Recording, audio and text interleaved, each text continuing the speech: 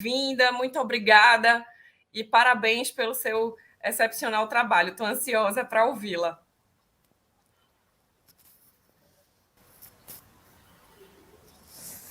Obrigada, Vivian.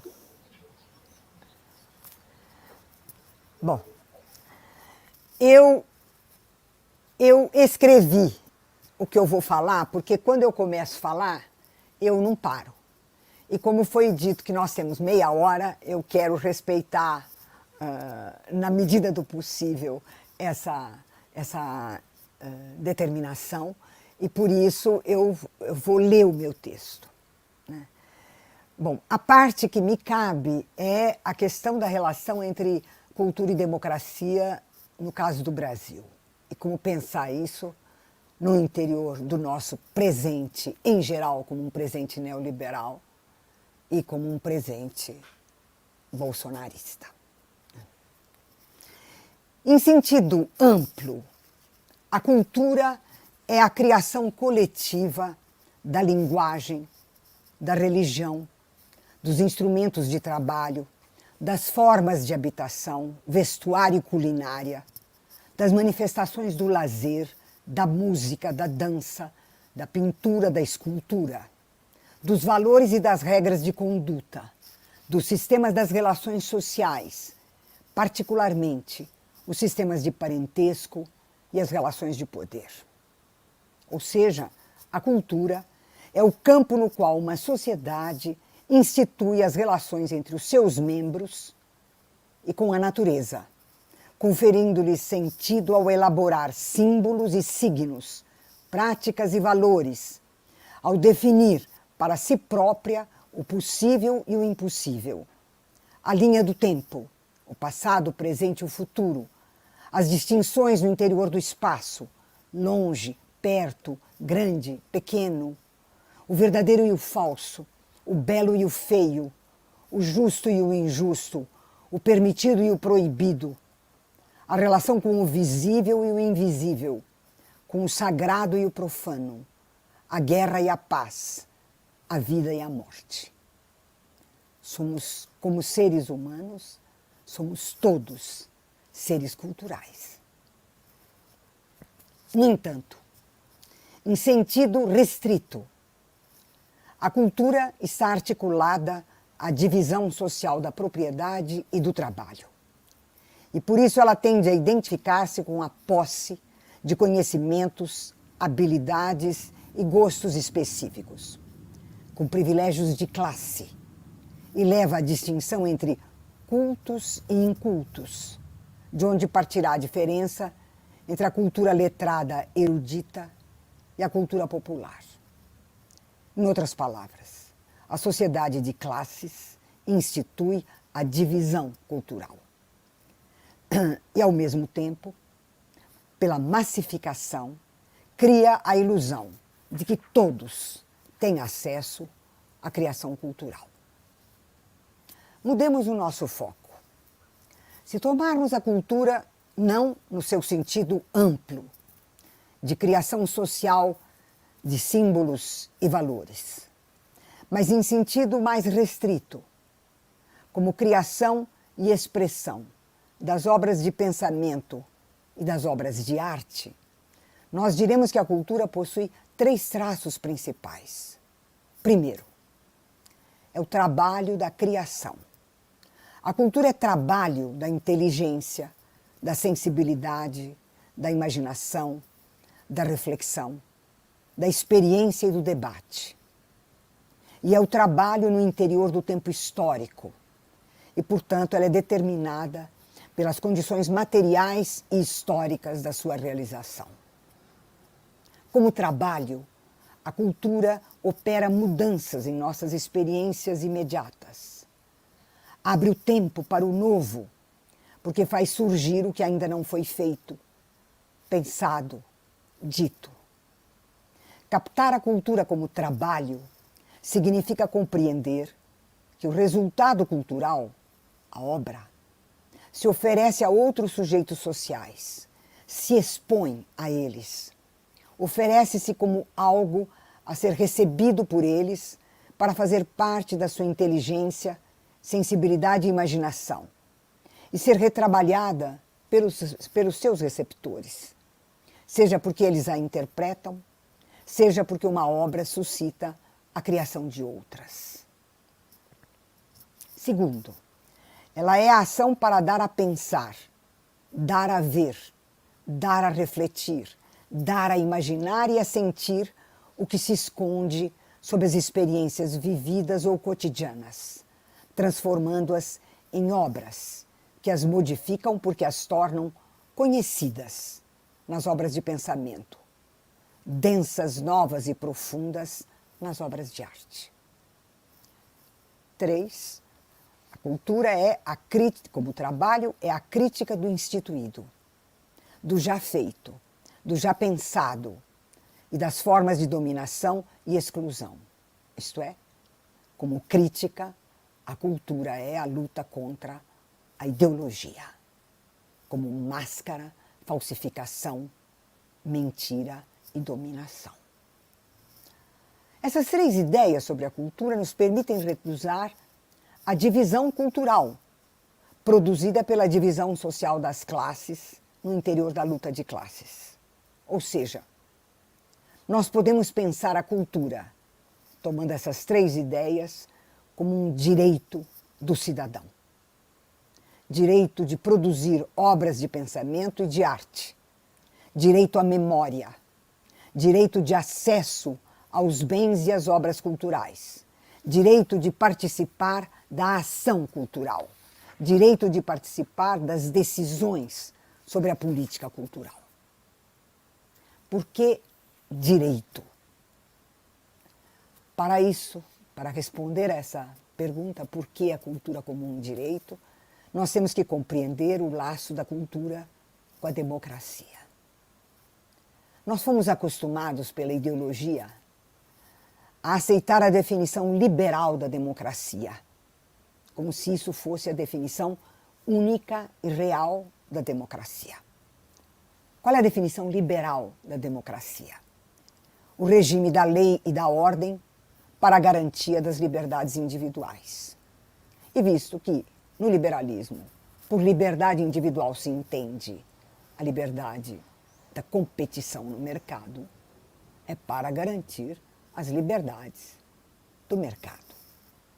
A democracia é, portanto, reduzida a um regime político eficaz, baseado nas ideias de partidos políticos que se apresentam no processo eleitoral de escolha de representantes, de rotatividade dos governantes e de soluções técnicas para os problemas econômicos e sociais. Ora, há na prática democrática e nas ideias democráticas uma profundidade e uma verdade muito maiores e muito superiores ao que o liberalismo percebe e deixa perceber. De fato, as ideias de igualdade e liberdade, como direitos civis dos cidadãos, vão muito além da sua regulamentação jurídica formal, porque elas significam que só há cidadãos se os indivíduos forem sujeitos de direitos, e que onde tais direitos não existam, nem estejam garantidos, tem-se o direito de lutar por eles e exigi-los.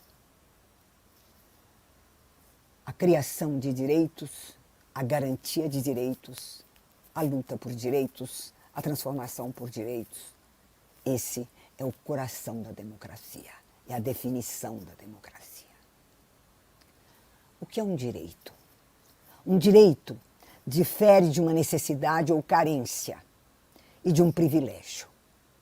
De fato, uma necessidade ou carência é algo particular e específico. Um grupo pode ter necessidade de água, outro de comida, outro de transporte, outro de hospitais. É claro que no caso do Brasil, a carência de todas essas coisas para todos. Um grupo social, portanto, pode ter carência de transportes, outro de hospitais, outro de escolas, ou todas elas. Há tantas necessidades quantos grupos sociais e quantos indivíduos existirem. Um privilégio, por definição, também é algo particular e específico, dependendo do grupo ou da classe social. Necessidades ou carências, assim como privilégios, tendem a ser conflitantes, porque eles exprimem as especificidades de diferentes grupos e classes sociais. Um direito, porém, ao contrário de necessidades, carências e privilégios, não é particular e específico. Ele é geral e universal. Ele é válido para todos os indivíduos, todos os grupos e todas as classes sociais. E no caso das chamadas minorias, eu depois abro um parênteses para dizer porque eu não gosto da palavra minoria, por causa da origem que ela tem.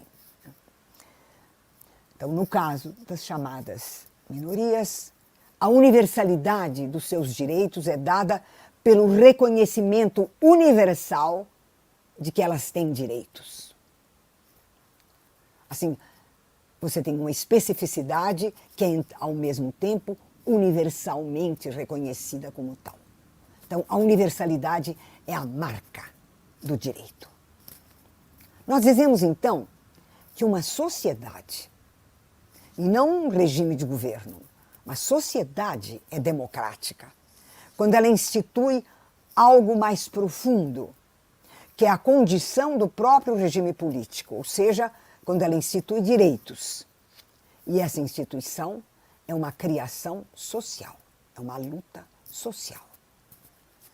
Ora, nós sabemos que a sociedade brasileira não é apenas antidemocrática, ela é estruturalmente autoritária, oligárquica, hierárquica, excludente, marcada por todas as formas de preconceito que produzem a naturalização das desigualdades econômicas, sociais, das diferenças étnicas, que são consideradas desigualdades raciais entre superiores e inferiores. Preconceitos religiosos e de gênero, bem como todas as formas visíveis e invisíveis da violência, como o racismo, o machismo, a homofobia, a misoginia. Sob essa perspectiva, a implantação da economia política neoliberal não apenas se ajusta perfeitamente à estrutura da sociedade brasileira, mas ainda vem aprofundá-la. Porque o neoliberalismo não é, como se propala, um enxugamento racional do Estado, e sim a decisão de cortar o fundo público destinado aos direitos sociais e dirigi-lo para o capital.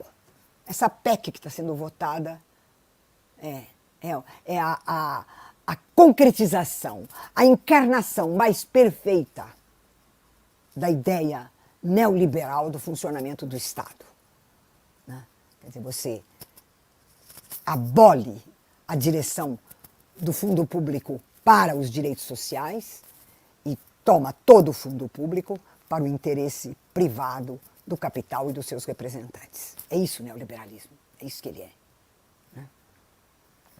Mas ele faz mais alguma coisa que é gravíssima no Brasil. Ele não privatiza empresas, bancos. Ele privatiza os direitos sociais. Ou seja, ele transforma os direitos em serviços. E como tais, mercadorias que se compram e vendem no mercado. E por isso ele destrói o coração da democracia como criação e garantia de direitos.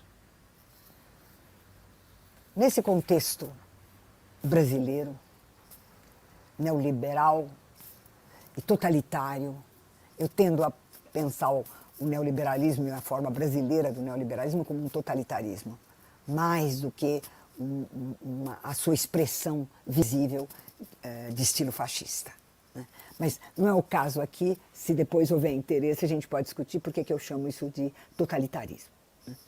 Bom, nesse contexto de violência estrutural e de política totalitária neoliberal, como nós poderíamos pensar uma política cultural democrática que fosse emancipadora e, portanto, que fosse transformadora do que está aí, né? Diante disso, eu proponho 2 pontos. Primeiro, uma definição da cultura como cidadania cultural, isto é, como direito dos cidadãos, direito à diversidade e à pluralidade na criação cultural, garantia de acesso aos bens culturais, garantia de acesso à produção dos meios dos trabalhos culturais, a garantia da participação nas decisões político-institucionais sobre a cultura, entendida como criação das obras de pensamento e das obras de arte. E segundo, uma definição dos sujeitos sociais como sujeitos históricos, articulando o trabalho cultural e o trabalho da memória social, e particularmente como combate à ideologia dominante da memória social, como se ela fosse una, indivisa, linear, contínua, contida nos grandes monumentos nacionais. Ou seja, essa imagem da memória como afirmação da unidade e da identidade, quando a riqueza da memória e o nosso direito à memória é a sua diferença, as suas contradições, a memória das lutas e dos conflitos que constituem a história da nossa sociedade. Quais seriam, em termos mais gerais, as maiores dificuldades para uma política cultural democrática no Brasil? Eu diria que essas dificuldades, que são imensas, só para a nossa conversa aqui, só para delimitar um pouco nosso campo de conversa, eu colocaria 3 grandes dificuldades. Primeiro, as dificuldades sociais para instituir e garantir direitos, e, portanto, a cultura como um direito. Em segundo lugar, o surgimento do mundo virtual.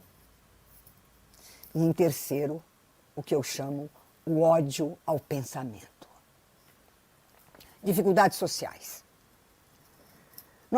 É fundamental compreender a diferença entre um direito, uma carência e um privilégio. Um direito é universal, ou se diferenciado, ele é universalmente reconhecido como um direito. Uma carência é particular e específica, e um privilégio é particular e específico.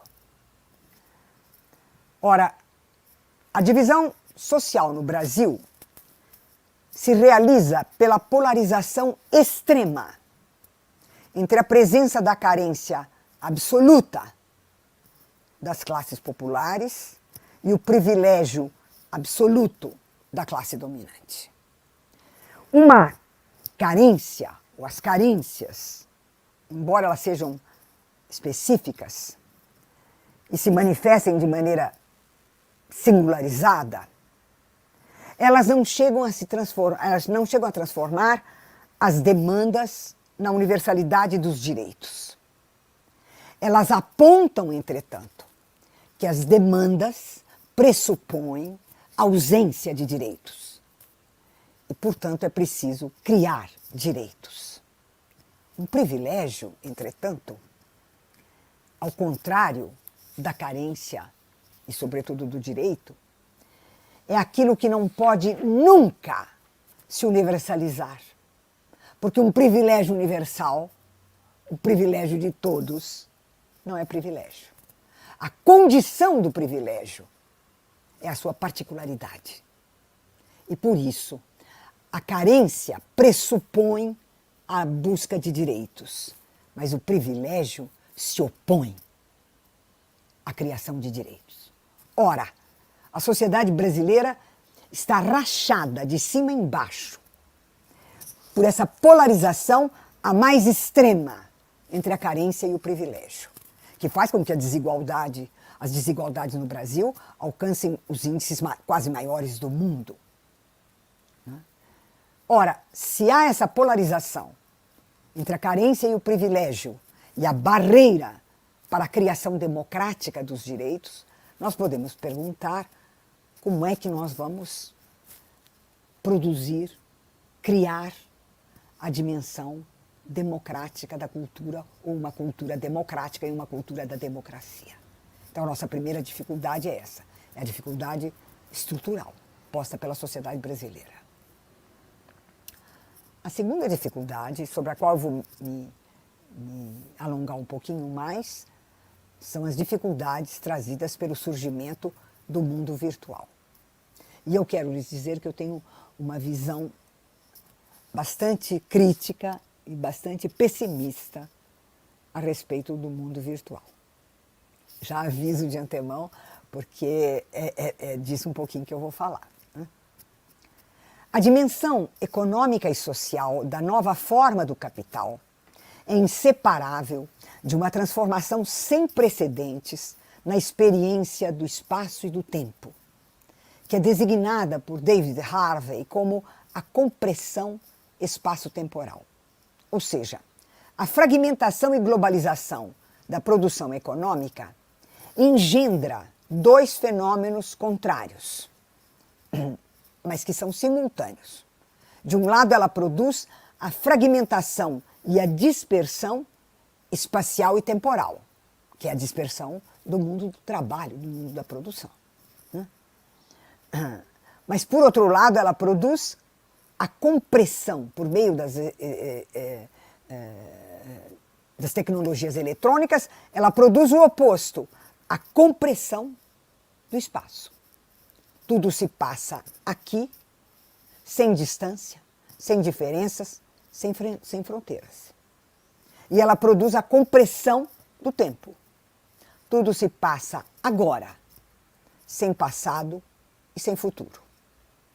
Em outras palavras, a fragmentação e dispersão da produção econômica, do trabalho, e a produção, a fragmentação e dispersão, portanto, do espaço e do tempo, condicionam a sua reunificação sob um espaço indiferenciado, o espaço plano da tela com as imagens fugazes, e um tempo efêmero, desprovido de profundidade, de relação com o passado e com o futuro.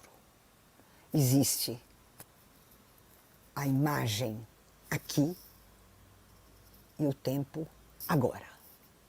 Só. Nós vivemos sob o signo da telepresença e da teleobservação, que impossibilitam diferenciar entre a aparência e o sentido, o virtual e o real, pois tudo nos é dado imediatamente sob a forma da transparência temporal e espacial das aparências. As aparências são apresentadas como evidências. O fake news não é um acaso.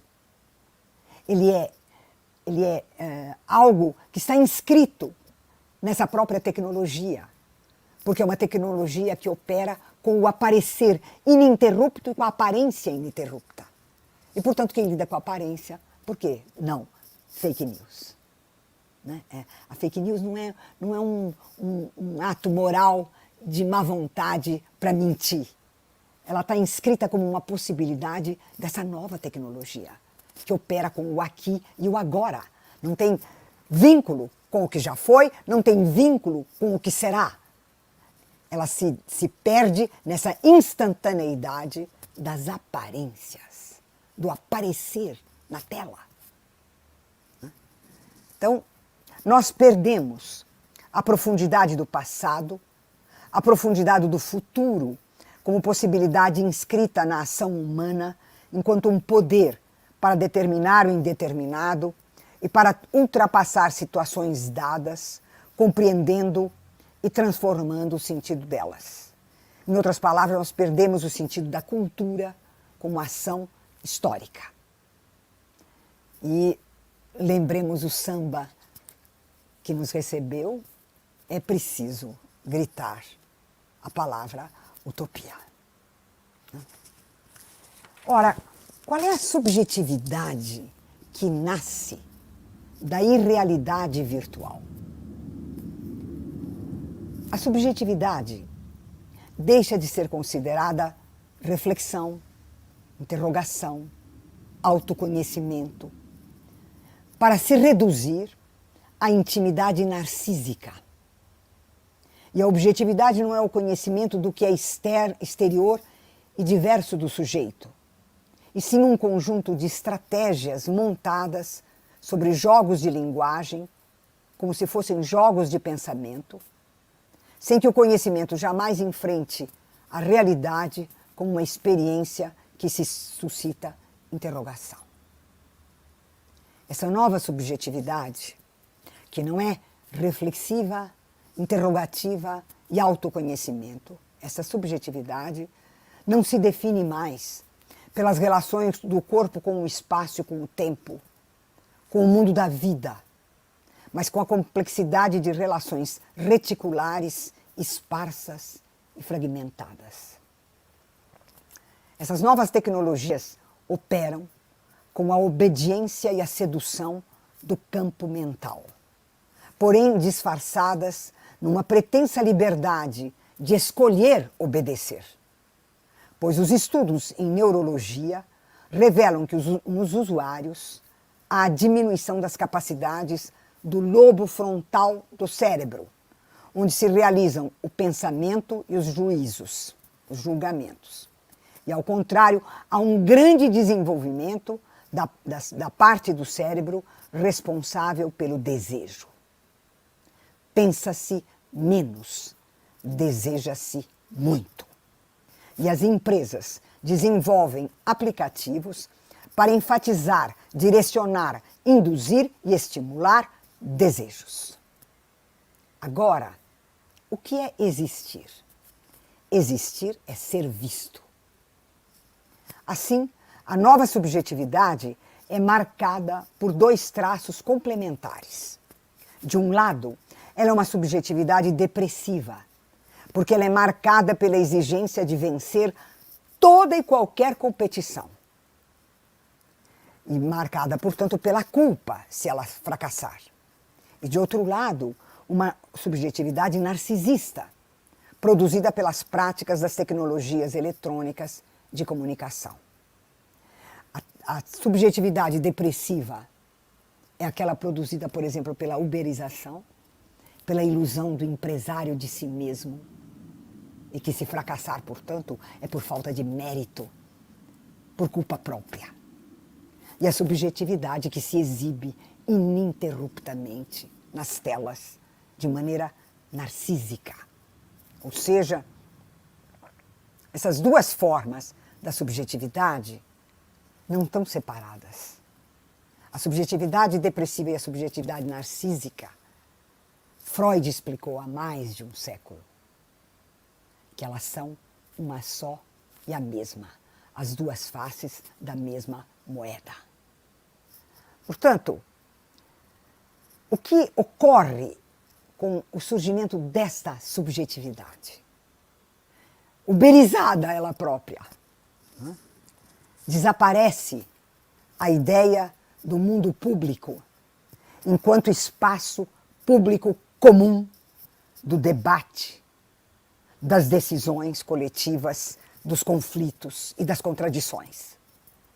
No lugar dele, no lugar do espaço público, surge apenas a exposição contínua, incessante do mundo privado. Isto é, dos gostos, das preferências, das fantasias,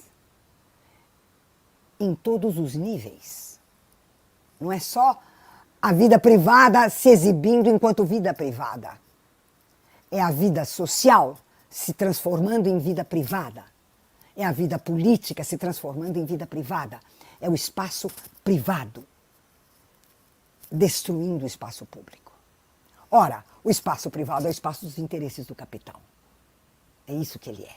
E na medida em que ele é o espaço dos interesses do capital, a desaparição do espaço público torna praticamente impossível uma visão democrática, uma sociedade democrática. Né? Mas não é só isso. Né? Essa instantaneidade espaço-temporal da imagem e da sua aparência e da necessidade de vencer faz com que essa aparição seja ininterruptamente uma falsificação de si e do mundo, e uma falsificação do social. Ou seja, fake news é o que nós fazemos o tempo inteiro.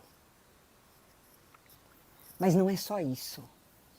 Há um outro lado que merece a nossa atenção, a nós que estamos na luta. Nós entramos no mundo da vigilância e do controle. Essa alegria, essa euforia de que eu escolho, eu decido, eu apareço, eu não apareço, escolho com quem eu vou falar, com quem eu não vou falar, eu desligo, eu religo. Essa aparência de uma liberdade desejante é uma aparência. Porque essas tecnologias são tecnologias de vigilância e controle. O que aconteceu? A catástrofe outro dia do WhatsApp mostra isso. Né? Ou seja, a internet é uma organização de informações. Ela é parte de uma rede. A palavra rede nem é boa, porque web significa muito mais uma teia. Uma teia, como uma teia de aranha. Né? Nessa teia, o centro está em toda parte e a circunferência em nenhuma, disseminada numa infinidade de máquinas através do mundo. É um enxame de teias privadas e públicas, institucionais, comerciais, governamentais, associativas, conectadas em inúmeros nós, que formam, como disse um autor, uma nebulosa informacional amplamente insondável, diversamente organizada, às vezes aberta e disponível, mas frequentemente fechada e secreta. Essa rede com esses nós aparece como se fosse uma comunicação tecnológica universal entre as consciências que compartilham opiniões, pontos de vista, experiências, pensamentos, observações, hábitos e, sobretudo, as banalidades da vida cotidiana. Ora, a internet é um novo exercício da ideologia dominante, ao aparecer como um ambiente universal de informação e comunicação globalmente uniforme, como capaz de trazer proveitos cognitivos, sociais, artísticos, políticos, como instrumento de pesquisa, de tal maneira que o seu usuário pode instantaneamente se beneficiar com todos os serviços que a potência do seu dispositivo técnico é susceptível de lhe dar. Eu queria fazer um parênteses, eu sei que vai tomar meu tempo aqui, mas vejam, eu sou de uma era pré-histórica, certo? Paleontológica.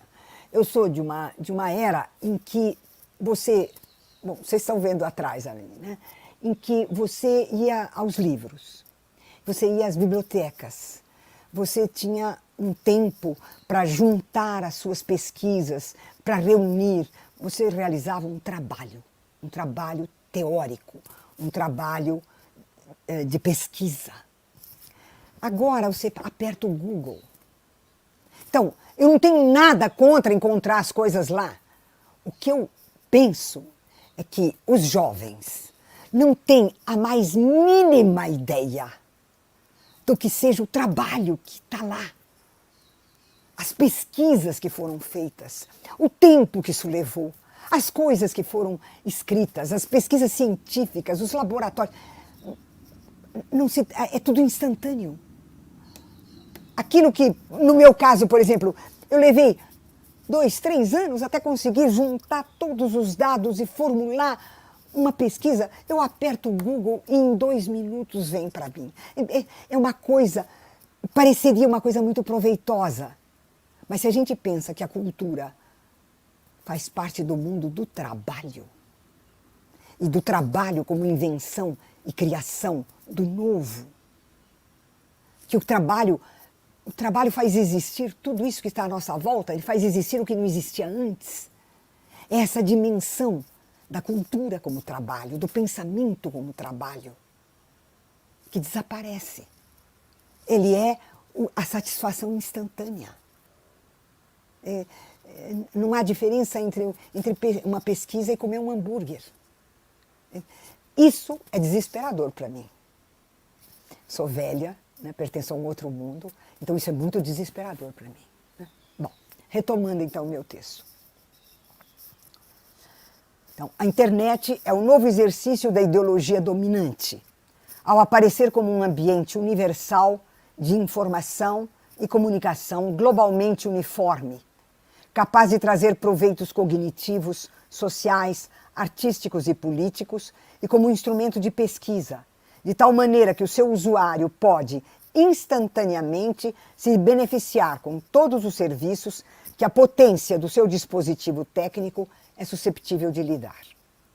Na verdade, embora o uso das redes possa envolver usos técnicos diversos, entretanto, a nossa experiência reticular está circunscrita a um número restrito de programas aplicativos, que permitem as múltiplas operações desejadas em um número limitado de gestos previstos e uniformes em todo o planeta, sem que nós tenhamos a menor ideia do que são e significam os protocolos informáticos que nós empregamos.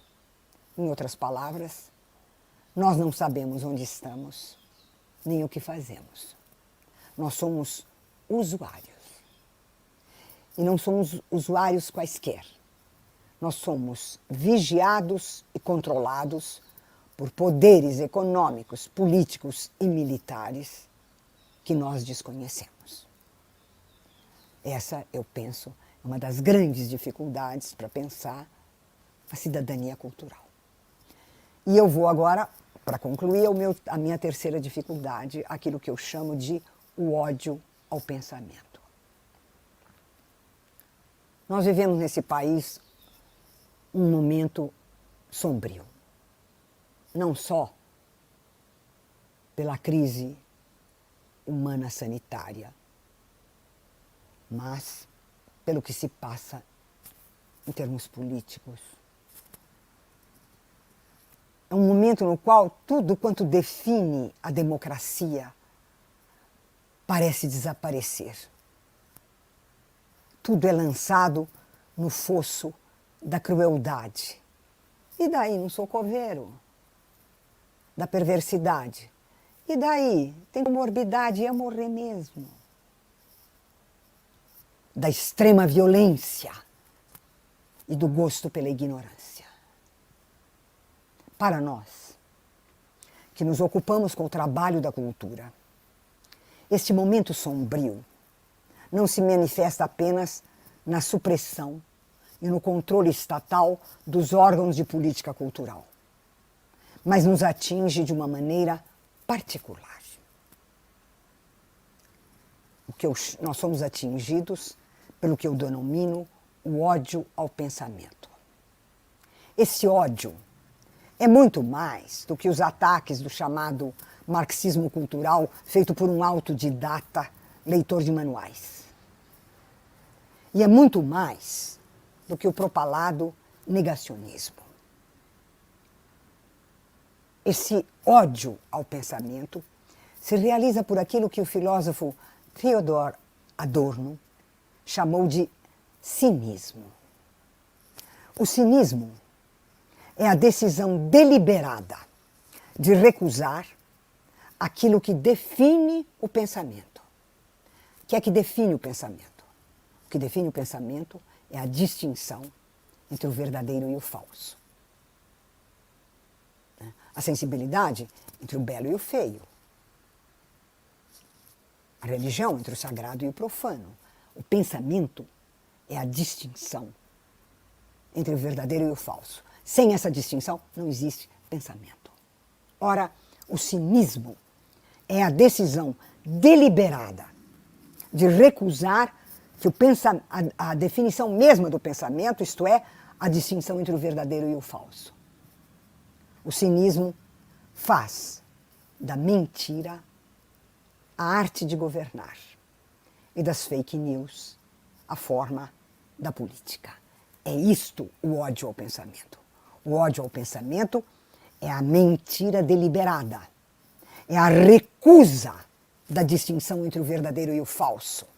É o trabalho deliberado de mentir e de falsificar. Esse cinismo destrói a democracia, destrói a sociedade e destrói a cultura. E, portanto, ele é um dos elementos contra os quais nós temos que visceralmente lutar se nós queremos uma política de cidadania cultural. Muito obrigada. Minha gente, que aula maravilhosa! Muito, muito, muito obrigada.